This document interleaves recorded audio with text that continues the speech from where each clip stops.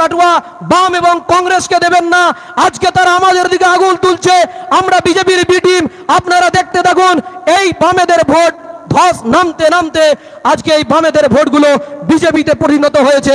এই বামেরাই 2021-এ বলেছিল আগে রাম পরে বাম, আমাদের সঙ্গে সংযুক্ত মোর্চায় ছিল, দেখে অবাক হয়ে গিয়েছিলাম। আমাদের সঙ্গে মিটিং করেছে, মিছিল করেছে, ভোটের দিনে ভোট দেওয়া হচ্ছে, আমাদেরকে ফোন করে বলছে ভাই এই আব্বাস সিদ্দিকী ভাইজান সিপিএম এর সঙ্গে জোট করেছিল, তাই আমরা ভেবেছিলাম এই বছরের নির্বাচনে আমরা জোট প্রার্থী সিপিএম এর প্রার্থীকে ভোট দেব। কিন্তু ভোট দিতে গিয়ে শুনলাম সিপিএম এর নেতা বলছে এইবারের ভোটে আমাদেরকে ভোট দিতে হবে না, এইবারে বিজেপির পদ্ম ফুলকে দাও, পরের বারে আমাদেরকে দেবে। সেই নির্লজ্জের মতো দলেরা যারা আমাদের বিরুদ্ধে অভিযোগ করছে, এই অভিযোগ পশ্চিম বাংলার মানুষ নস্যাৎ করবে। তাই আগামী দিনে আগামী 25শে মে আসছে দিন, আপনারা খাম চিহ্নে ভোট দেবেন। এখানে ইন্ডিয়ান সেকুলার ফ্রন্টের যিনি প্রার্থী রয়েছেন সব থেকে নির্ভরযোগ্য এবং বিশ্বস্ত প্রার্থী, একজন শিক্ষিত মানুষ, তাকে আপনারা ভোট দিয়ে আপনাদের মূল্যবান ভোটটা খাম চিহ্নে দেবেন।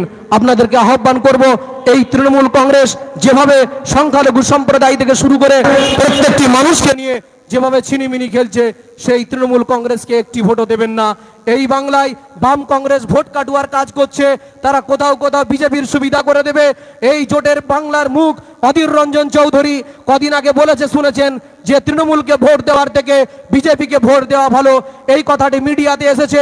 তারপরই আপনারা দেখেছেন আর বাংলার একজন সাংবাদিক তাকে প্রশ্ন করতে গিয়েছিল এই ব্যাপারে কিছু বলুন, তিনি একজন মিডিয়া গণমাধ্যম গণতন্ত্রের চতুর্থ স্তম্ভ, তার উপরে আঘাত তিনি এনেছেন। তাই বন্ধুগণ, আগামী নির্বাচনে বিধায়ক নওশাদ সিদ্দিকীর মনোনীত প্রার্থী, আইএসএফ এর মনোনীত প্রার্থী যেখান থেকে দাঁড়িয়েছে সেই কেন্দ্র থেকে খাম চিহ্নে ভোট দিয়ে বিপুল ভোটে জয়যুক্ত করুন।